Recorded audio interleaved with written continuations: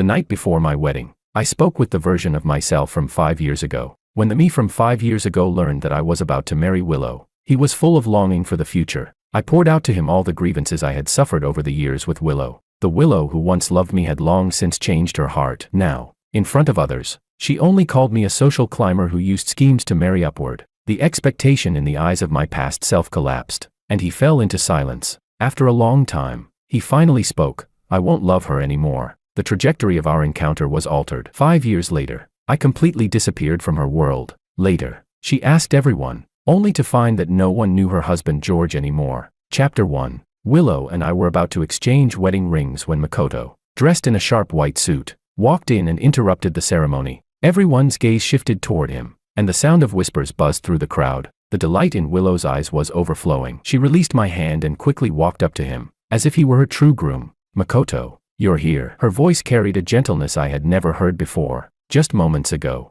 Father Lu had glared at me with disdain. Now his face was lit with smiles as he patted Makoto's shoulder and said, Makoto, you finally came back. Uncle just knew you couldn't bear to leave our Willow Lu. I stood there, even in my wedding attire, like a clown who had intruded on someone else's wedding. It was only then that Willow seemed to notice me. Her expression wavered, but after glancing at Makoto, she still spoke. George, this is the debt you owed Makoto back then. Today, let him take your place in completing this ceremony. Think of it as your atonement. Atonement. Was my sin nothing more than loving her?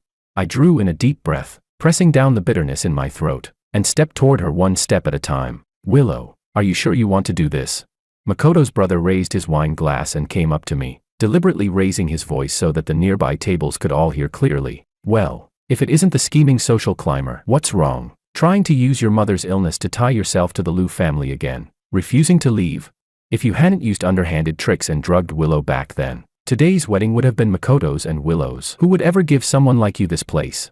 Shameful memories surged back like a tide. At a company gathering 5 years ago, I had been coaxed into drinking several glasses of alcohol. When I woke, I found myself half-dressed, lying in Willow's bed. Before I could react, the door was suddenly kicked open. Makoto rushed in with a group of people, and the scene was captured under countless flashes of light. His eyes were bloodshot as he pointed at me, cursing me despicable and shameless, while Willow's gaze on me was full of fury and disgust. From that day on, labels like the driver's son, calculating social climber, and homewrecker were branded onto me. Later, my mother, struck down by the scandal, suffered a heart attack, and her condition worsened sharply. To calm public opinion and take responsibility, the Lu family reluctantly allowed Willow to agree to this marriage. The whispers among the guests grew louder and more unrestrained. I told you, how could the Lu family ever want the son of a driver? What misfortune for their household. Look at the shabby air around him and his mother. Without such dirty tricks, he would never even touch the edge of high society in this lifetime. In the corner, my mother sat nervously, twisting her fingers. She was wearing an ill-fitting old dress she had borrowed from a neighbor. When she caught me looking at her, she lowered her head and whispered,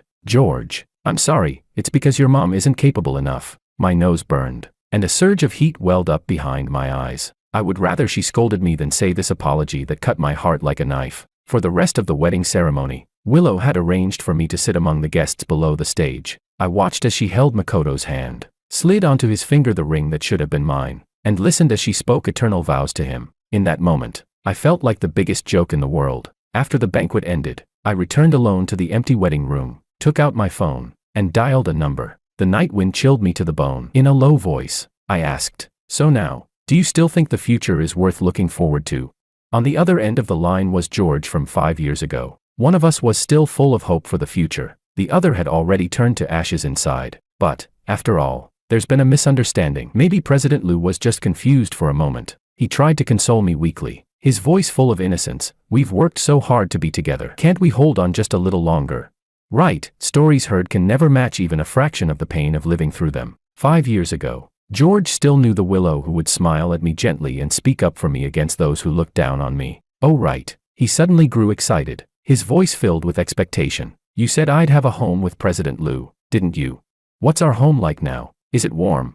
His voice was like a soft knife, stabbing the deepest wound in me. I used every ounce of strength in my body to squeeze out a few icy words. Our mother was indirectly killed by Makoto. At Willow's birthday banquet, Makoto's younger brother, Kento, came to humiliate me viciously. My mother tried to protect me but was pushed to the ground, triggering severe heart complications. When she was sent to the hospital, a huge sum of money was urgently needed for surgery. When Willow arrived, she chose to believe Makoto's tearful pleas, scolding me for acting again just to get money. And so, the person who loved me most in this world left me forever while waiting for the surgery fee. Chapter 2. The next morning, when I came downstairs, Makoto was wearing Willow's bathrobe, sitting affectionately beside Father Lou at the breakfast table, looking every bit like the master of the house. On the table, Father Lou was tenderly fastening an expensive watch onto Makoto's wrist. "Makoto, this watch is the token of the Lou family's eldest son. In my heart, you have always been the only one." Father Lou's voice overflowed with affection for Makoto.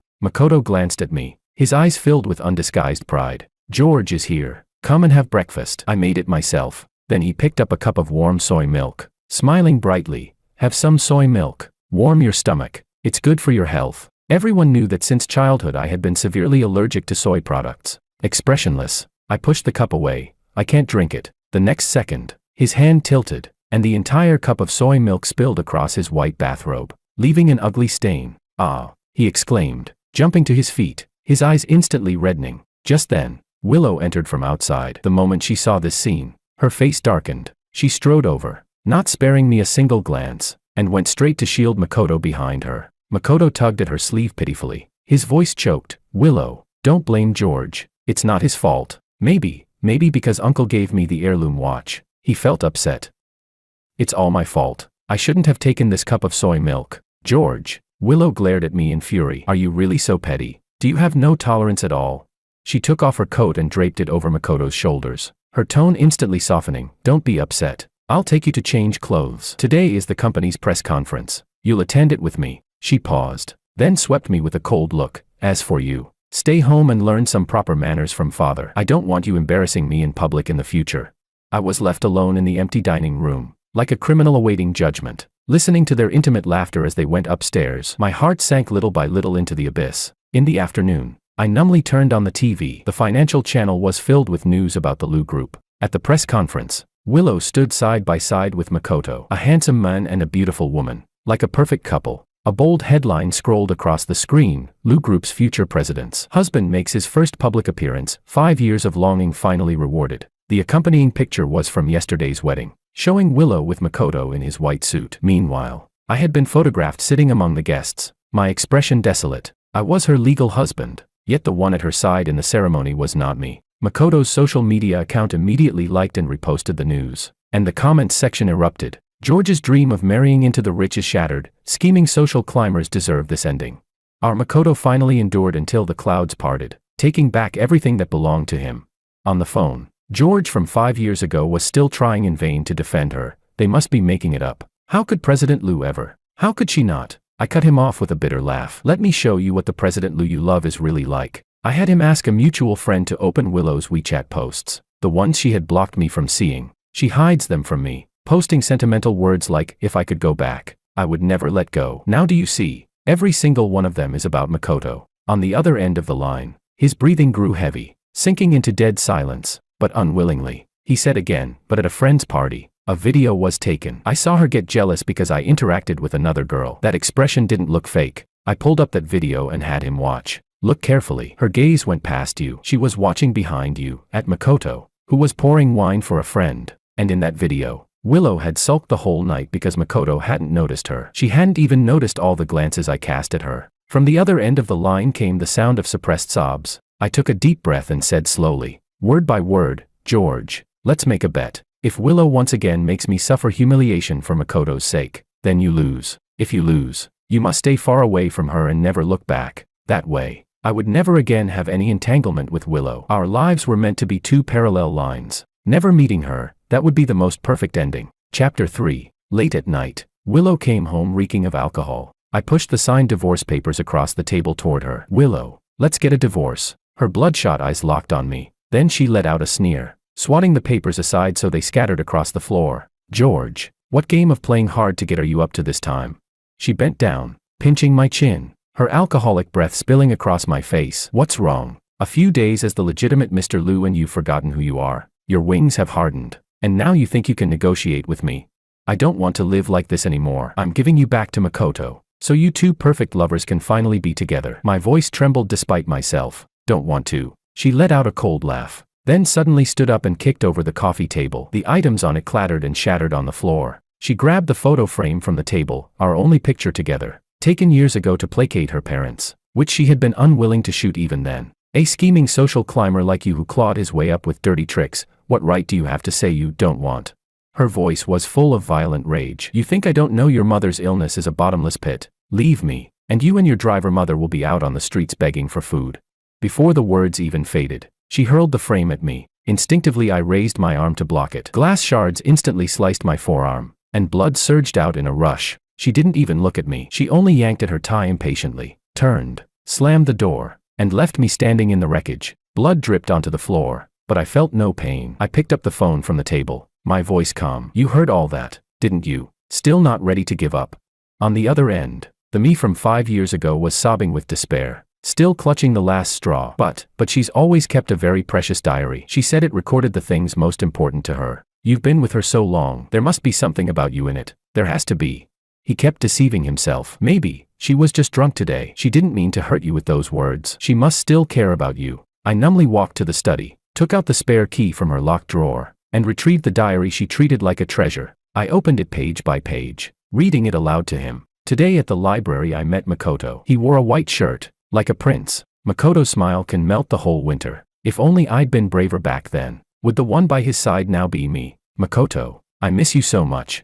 The entire diary was filled with her love and longing for Makoto. Not a single line about me. My 5 years of devotion and companionship weren't even worth a mention in her pages. Have you given up yet? I asked softly, as though speaking to him and to myself. On the other end of the line, there were no words, only the small, broken sounds of despairing sobs. I looked at the ugly wound on my arm and softly declared to him, George, you've lost. At that moment, something inside me completely died. According to local tradition, the third day after marriage is the day of returning to one's parents' home. I begged Willow almost humbly to come with me to the hospital to see my still hospitalized mother, just to ease her worried heart, perhaps out of a flicker of guilt from last night's violence. She frowned but agreed. A faint spark of hope ignited in me. Yet I waited the entire morning at the hospital entrance. From sunrise to the blazing noon sun, all I received was a text saying she couldn't make it because something had come up. I gave a self-mocking laugh. Once again, I'd been deluded. I walked into the inpatient building alone in disappointment, only to be met at the stairway by a scene that made my blood run cold. Makoto's younger brother Kento was barging into my mother's hospital room, his face twisted, shouting at my frail mother in the hospital bed, even reaching for her oxygen tube.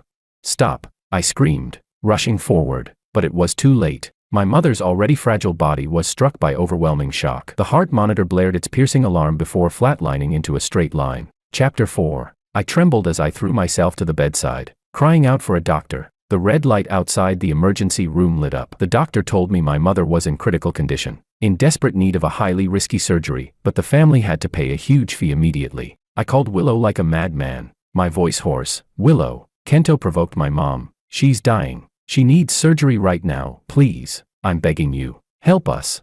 Please, just cover the surgery fee first. I'm begging you. On the other end, Willow's voice was unnervingly calm, even tinged with impatience. George, what trick are you playing now to gain sympathy? Makoto fainted from food poisoning and is in the hospital for tests. The money has to be kept for him. How could you curse your own mother just to get my attention? Or is this another ploy to frame Makoto's family? I'm not. Everything I said is true. I broke down, screaming into the phone. Willow, why won't you believe me, just once? Enough. She cut me off impatiently. I've had it with you. I've already notified finance. Your mother's medical bills are cut off. My Liu family does not support useless deadweight. The call ended, and my world collapsed in that instant. My mother was already dead, just 1 minute before Willow ordered the bills stopped. Whether she stopped them or not, what difference did it make now?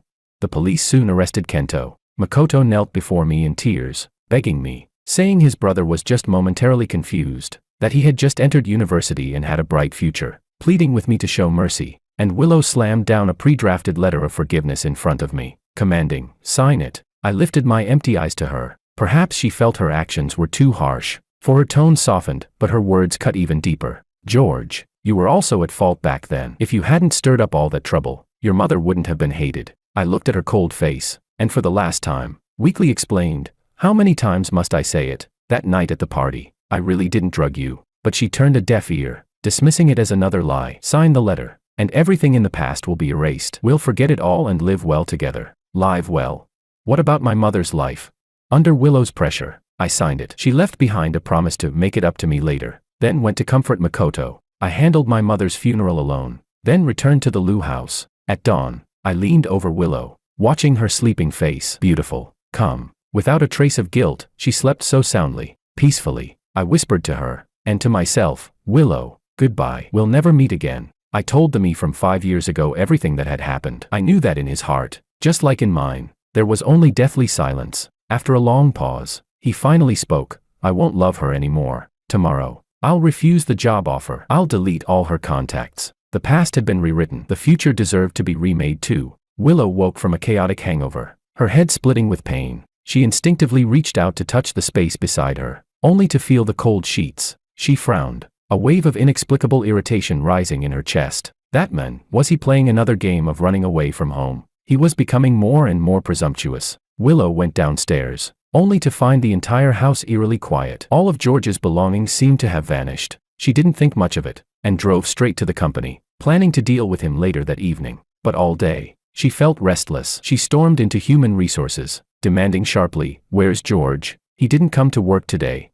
The HR manager was startled, staring at her in confusion. "President Liu, who are you talking about? Our company doesn't have any employee named George." Chapter 5. How could there be no record? Willow's face instantly changed. "He's been working at my company for 5 years. He's the son of the driver my father recommended."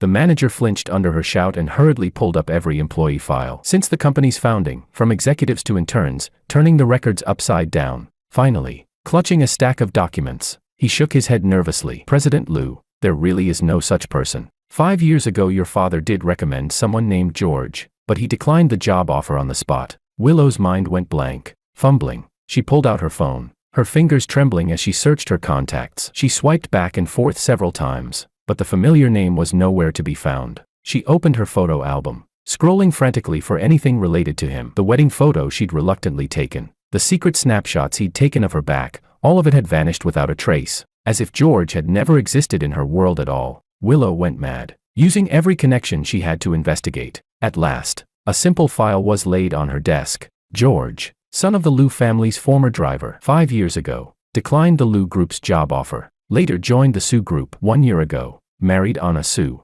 president of Su Group, currently the husband of the Su Group's owner, father to a 1-year-old daughter. Anna, the woman who, back in university, had been like the sun, always shining warmly on George. The revelation struck Willow like a thunderbolt. She grabbed her car keys and ran out. She followed the address to the home where I now lived. When the door opened, I looked at the stunned, broken Willow outside. I was a little surprised, but more detached than anything. "President Liu," I said calmly. "What brings you here?" President Liu. That title was like a blade stabbing deep into Willow's heart. "George," her voice was hoarse, her eyes bloodshot. You don't remember me." I suddenly smiled, then turned my head toward the inside of the house and called, "Honey, we have a guest." Anna came out of the kitchen wearing home clothes, flowers still on her hands. She walked over, naturally slipping an arm around my waist, then lovingly took our daughter into her arms with a tender smile at me. Only then did she look at Willow at the door, polite but distant. "Ah, President Liu, such an unexpected visit. What can we do for you?" Willow glared at Anna with eyes full of rage, as if she might pounce on her at any moment. I gently leaned my head on Anna's shoulder. "By the way, isn't it time to change the baby's diaper? I think I smell something." From the nursery came the soft babbling of our baby. Anna laughed, kissed my forehead, and turned to carry our child inside. Willow staggered back a step. Looking at this dazzlingly harmonious scene before her, she finally broke down. She rushed forward, grabbing my arm, her voice hoarse and screaming, "George, I'm your wife. We've been together for 5 years, we just got married." She waited for me to respond, but I only silently pulled my arm free and took a gold-embossed invitation from the entryway drawer, handing it to her. "Next Sunday is my daughter's first birthday party. President Liu, you're welcome to come if you're free." Willow didn't take the invitation. She left, lost and broken. Chapter 6. In the days that followed, Willow seemed to lose her mind. She abandoned everything at the company, spending every day outside my home, desperately trying to use our past memories to awaken me, until Anna finally could no longer endure it. She threw our wedding photo in Willow's face and coldly warned, "President Liu, please respect yourself. The marriage you speak of exists only in your imagination. If you continue harassing my husband, I'll call the police." Willow stared at the photo, at me, smiling calm and gentle, and Anna, looking blissfully happy. She wanted to take out our marriage certificate to prove her claim, but her pockets were empty. Yes, that marriage certificate from the other world had long since vanished, along with the me from that world. When she returned home, she found the atmosphere strangely different. In the past, her father always praised Makoto, calling him refined and gentle, the only suitable son-in-law for the Liu family. But since that day, he never mentioned the Ito family's name again. "Dad, how's Makoto doing lately? Why hasn't he come by?" she asked tentatively. Father Liu reacted as though hearing something filthy. His brows furrowed, his face full of disgust. "Why would you bring up that scheming man? If it weren't for the old friendship I had with his father, I never would have let him go so easily. That kind of man who'll use any dirty trick to climb higher, dreaming of marrying into my Liu family. Impossible." Willow was completely stunned. In her memory, her father admired Makoto endlessly. How could his attitude now be so completely reversed? That night, she drank heavily and fell into a long dream, so vivid it felt real. In the dream, she returned to 5 years ago, to the company gathering that had changed everything. "Because I had rejected the job offer, I hadn't been at the party." Makoto's target had shifted instead to another man, the department manager, who also harbored feelings for Willow. Makoto used the same old tricks, plying the men with alcohol, planning to send him into Willow's room, stage a scene of catching them in bed, and use it as an excuse to discard Willow and fly off with the wealthy heiress he had just started pursuing, whose family background far outshone the Liu's. But he miscalculated one thing. That manager came from a prominent family. He had grown up surrounded by schemes and intrigues, sharp and highly vigilant. Sensing Makoto's overzealous hospitality and ill intent, he pretended to be drunk, but once pushed into the room, he immediately sobered up, recorded Makoto and his accomplice's conversation on his phone, and called the police. With the police involved, the matter couldn't be hidden. There was witness and evidence alike. Makoto's plot to frame Willow, just so he could abandon her for a rich girl, spread like wildfire overnight, turning him into the biggest laughingstock in high society. The Ito family lost all face, and Makoto, branded as a manipulative social climber, was forced to leave the country in disgrace. As for Willow, the ordeal left her wary and disgusted with any man who tried to approach her. She came to believe that every man in the world only wanted her money and status, that they were all hypocritical and repulsive. But when the dust settled in the dream, she felt an inexplicable emptiness deep in her bones. Suddenly, she thought of the son of the driver, George, the boy who always quietly followed behind her, whose eyes were pure and shy, and always held stars when they looked at her. It had been so very long since he last came to the Liu household, and in her dream, Willow, like a bystander, watched another version of her life unfold. She saw that after graduating from university, I never came to the Liu home again, as though deliberately drawing a line between us. I had resolutely refused the lucrative job offer Father Liu provided, instead choosing to join Anna's tiny startup company, back then just a handful of people, and began working from the very bottom, as an assistant. Chapter 7. Anna, true to her name, as warm and bright as a piece of jade, had stood unwaveringly by my side since university. She knew my inferiority and sensitivity. She also knew of the silent, hidden love I buried deep in my heart. Anna never exposed it. Instead, she warmed my frozen heart little by little with her actions. She remembered my birthday. She cheered for every small progress I made. When I worked late, she quietly delivered hot meals to me. In the dream, Willow clearly saw the day Anna proposed to me. The sunlight was perfect. Anna looked up at me with sincere eyes. "George, let's forget all the things that once made you unhappy. From now on, let me be the one to love you. Let me be the one to protect you. Will you let me?"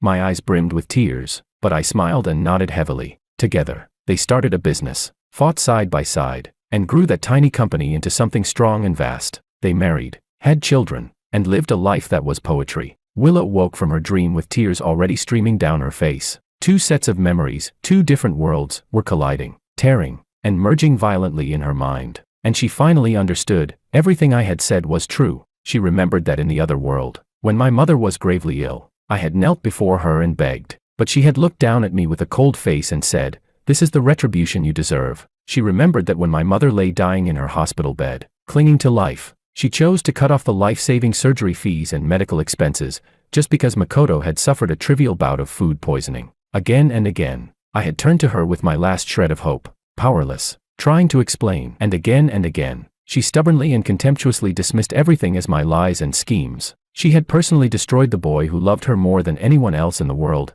and indirectly caused the death of the kind, humble mother who only ever wanted her son to be happy. "George, I'm sorry. I'm so sorry." The pain tearing through her chest nearly ripped Willow apart. She wished she could go back, strangle that stupid, cold-blooded, wretched version of herself. Overwhelming regret and sorrow crashed down on her like a drowning tide, submerging her completely. Willow curled up in bed like a lost child, releasing muffled sobs of anguish. She turned all her fury upon the Ito family. By then, the Ito family had already been weakened, their vitality drained by the infamous scandal years ago. They had barely survived with Liu family support, granted only for the sake of old ties. Willow's revenge was swift and absolute. She pulled every investment from the Ito family, and united with other business partners to impose total commercial sanctions on them. Within a month, the Ito Group's capital chain collapsed, and they declared bankruptcy. In the business world, no one dared cross her. Makoto came to her in tears, begging her to show mercy for the sake of their past. Willow looked at his pitiful face and only felt sick. She remembered my mother, dead because of him in the other world. Her eyes went cold. Past feelings. She let out a chilling laugh, kicking his hand away. Between you and me, there's nothing left but hatred. Willow showed no mercy. She handed evidence of the Ito family's tax evasion to the authorities, sending Ito's father to prison. She reported Kento, presenting new evidence of his deliberate attack on my mother years ago. This time, he paid the price. He was sentenced to jail. Willow even tracked down the department manager Makoto had once tried to frame. Together, they exposed Makoto's schemes from 5 years ago, along with the chaotic scandals of his life abroad, blasting everything across the internet. Chapter 8. Makoto became infamous overnight, his name all over the internet, but only in disgrace. An avalanche of curses and ridicule crashed down on him. He was doxxed by netizens, evicted by his landlord, and spat on by passers-by. In the end, even his own desperate family cast him out, leaving him homeless in the streets. After doing all of this, Willow stood alone in her office, gazing out at the countless lights of the city, yet feeling no joy at all, because she knew, no matter what she did, she could never win back the George who had once been filled with nothing but love for her, nor could she bring back the innocent life that had been lost. Her world was already a wasteland beyond redemption. At a business banquet hosted by the Sue Group, I saw Willow again. She had grown much thinner, the sparkle in her eyes gone, her entire being suffused with a lifeless despair. Holding a glass of wine, she walked straight through the crowd toward me, ignoring Anna, who was intimately holding onto my arm. Willow's eyes glimmered with a desperate, almost mad plea. George, I know I was wrong. I truly know I was wrong. Please give me another chance. Let's start over. All right. Anna immediately stepped in front of me, her face icy, her tone brimming with hostility. President Liu, have you lost your memory? I warned you before, stop harassing my husband. I gently patted Anna's arm, signaling her to be at ease. Then I looked at Willow calmly. Willow, I bore the weight of slander and gave you 5 years, but what about you? You let Makoto cause my mother's death, and then forbade me from seeking revenge. On what grounds do you expect me to forgive you? For the last time, I'll tell you this, I'm very happy now with my wife. If you truly feel guilty, then stop disturbing my life. All the color drained from Willow's face, leaving her pale as paper. She staggered back, her eyes filled with inexpressible despair and pain. After that banquet, Willow never appeared before me again. I only occasionally heard news of her from others, or felt her silent gaze from some hidden corner I could not see, until one day, while I was shopping with my daughter, a car suddenly came barreling straight toward us. Behind the wheel, his face twisted with madness, was Makoto. It all happened too fast. I had no time to react, only to clutch my daughter tightly in my arms. But the crushing impact I braced for never came. At the last moment, a figure hurled itself forward, using every ounce of strength to push us aside. Bang!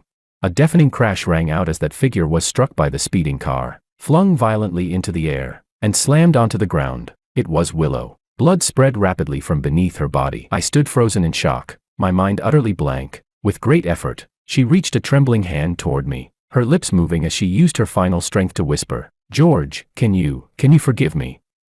In the next life, can we? In her eyes flickered a fragile, faint light of hope. I stared at her, stunned. This was the last thing I had ever wanted to see, and though I was cold, I didn't want to lie to her. I shook my head, my voice soft as a passing breeze. Willow, the George who loved you died 5 years ago. The man I am now only wishes that in every lifetime to come, we will never meet again. The light in Willow's eyes went out completely. The wail of the ambulance siren grew nearer, but it was already too late. The doctor handed me Willow's belongings, a blood-stained, yellowed old photograph. In it was a moment in the university library, me, secretly watching her, caught by her camera in an unguarded glance. The handwriting on the back had blurred, but faintly, the words, my George, could still be made out. Her assistant told me that Willow had left all of her assets to me, calling it her compensation. I accepted the immense inheritance and donated it all to charity. At her funeral, I sent a bouquet of white chrysanthemums. In the name of a friend, the wind swept through the graveyard, scattering the last of the dust. From then on,